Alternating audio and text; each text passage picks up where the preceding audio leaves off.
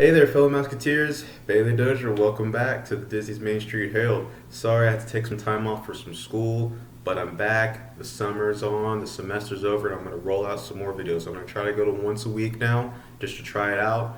Here coming up in June, I'll be back at Disney World. Going to bring you some more content such as Pandora, the Land of Avatar, the new fireworks show, Happily Ever After, and maybe some of my favorite lands. Maybe some more Epcot, maybe some Illuminations. I don't know. We'll see. I'm going to write down a schedule and I'm going to plan it out, and you guys are going to get it. So I'm excited to bring you guys some more content with that. What I'm going to talk about today is just a little topic because I don't have much news for you guys today. I'm not doing a serious show today. I just want to ease back into it. And this is a question that has been on my mind for a long time now. And that is, people always say, well, you're at Disney World, you're at Disneyland, whatever Disney park you go to, and it's always, well, we gotta enjoy it, we gotta enjoy it, we gotta do this, we gotta go get fast passes, we gotta go eat, we gotta do this, we gotta do that. And you never just sit down and have time to enjoy it. And then the question is, well, how do you truly enjoy Disney World? And when I was there in February, I was gonna film it. I didn't get a chance to, so I wanted to talk to you guys about it today. And I think I figured out the key to enjoying Disney World for what it is. All right, hear me out. This might not be for all of you thrill junkies out there, but come on, this is Disney World. If you're watching this, you're obviously a fan of Disney World, and you don't go to Disney World for just the thrills. Disney World is a theme park, and not many people understand the difference between a theme park and an amusement park. Universal is going towards theme, but it was an amusement park. Amusement park is roller coasters galore, different thrill rides to get you going. A theme park is different because it pays attention to detail. Where you have Main Street USA, for example, you have the smell of tires pushing vanilla scents through the streets of Main Street. You have Adventureland with the trees from the different rainforests, the different parts of the world. That's theming. You have cues, you have cue music. Disney's good for their cue music. They set you in a scene, and that is what a theme park is about. And with new Avatar Land of the Land of Pandora, that's theme park galore right there. That's theme park, the next step, I want to say. And you gotta take time to enjoy a theme park. And I didn't start off that way. I had to graduate towards it. And where it started off was one of my Disney trips in 2013. And I wrote the Carousel of Progress and the People Mover with my best friend. We never had any intentions of seeking it out. It was just one of those things, well, this line is empty, let's try it. And we tried it. And I'll tell you what, we fell in love with it, and to this day we still sing the famous, most greatest song at a Disney park. Walt's theme song, if you guys want to call it that. And so, when we were here this past February, I took a chance to enjoy Disney World. When I'm there for an extended period of time, I like to do this thing where I go off by myself and do my own thing for just a little bit, because I've learned that if I want to enjoy Disney for what I want to do, I gotta go off and do my own thing, because then I'm on my time and I'm enjoying Disney for what it is. Now, what I like to do is I like to take a look around the parks. I like to notice the details. That's step one, noticing details. Example, Liberty Square. It's red cobble streets, and down the middle is a brown streak. Now, if you don't pay attention to detail, you might not even notice it. But if you do, you'll notice that this brown streak is seemingly out of place around this red cobblestone street. And that brown streak is meant to represent the waste that would run down streets in the early 18th century, because there was no proper sewage system in America or in Europe or in places like that, and that's what that's meant to represent. As well as just little things like in Fantasyland, where if you go with New Fantasyland, people always say, oh, New Fantasyland, yeah, it's great, but nobody understands how it connects to the old Fantasyland. You can't just call something new without having a reason to call it new. And New Fantasyland, so when you watch movies about medieval times, you always have it's not a downtown, but it's your carnival area, your city area. And that's what old Fantasylands represent. With Peter Pan's Flight, it's a small, that's your town center, your town square. When you go beyond the castle walls, that's why they're there. It's meant to take you to another part of Fantasyland, which is the forest, the outskirts of Fantasyland, where not necessarily the peasants live, but the people that have to travel into town to get their supplies. That's what makes New Fantasyland different from Old Fantasyland, but not many people realize that. That's why you have Belle's Enchanted Tales. It's meant to represent the forest area. Then you have the coast area with the Little Mermaid, things like that. I could go on forever, but I know you guys want to hear more. Okay, step 2. Walt Disney created Disneyland in the 50s. And like I said, there weren't thrill rides at least until 1955 with the Matterhorn bobsleds and the monorail, if you want to add that in there. So all there were classic dark rides. Now what Disney World is lacking compared to Disneyland is those classic dark rides, but they make up for it in other classic attractions. And that's the one thing. If you want to enjoy Disney World, you gotta enjoy Disney World from the way Walt Disney sought to create Disneyland. And that's the key, because Walt Disney created this empire that we have today, and without him, we wouldn't have all these fun things to do at Disney World with his Imagineers, Wet Enterprises, etc. That's why you need to enjoy his classic attractions to get a sense of what this is all about and to understand why you enjoy coming. Now, for some of you, that may take a lot, but I promise you, if you sit down and just enjoy it for what it is and just take a break, one, it has a lot of these rides have AC, and two, they're classic attractions. And 10 times out of 10, Walt either sat in that ride at Disneyland or it was one of his favorite rides. So here's what I did. I went to the Country Bears Jamboree.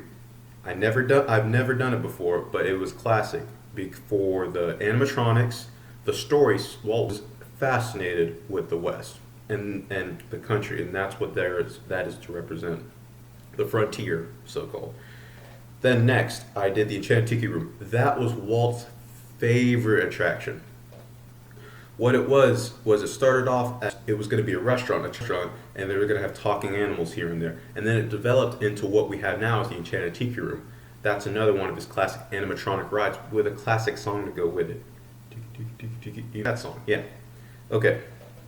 Next is I did Mickey's PhilharMagic. Now that's not a classic dark ride, but it involves Mickey Mouse and Donald Duck, which are two of his classic animated drawings, and it's a good 3D attraction, and it's AC.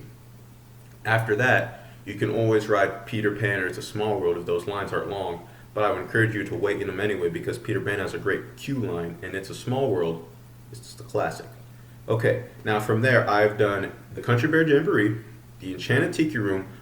I've also did the Swiss Family Robinson Treehouse, which was great. Now, many people say it's a line to nothing, but if you understand why it was built, not everything was meant to be a thrill attraction. And the theme park is about detail and scene set, and that's everything the Treehouse encapsulates. And not many people realize that or forget that. And I understand it can be hot and you can be in a line, but if you look, you're looking at things taken right out of a page, and that's not often can you do that. You can do that through movies, but not often do you see something taken out of a page as a giant prop and given it for people to the open public if you're not an actor. And that's why I really enjoyed the Swiss Family Robinson Treehouse. Now I've done Mickey's PhilharMagic, Country Bear Jamboree, the Swiss Family Robinson Treehouse, and then I ended it in Tomorrowland with my favorite ride of all time, which is the Carousel of Progress. Now the Carousel of Progress, that was the last ride Walt created.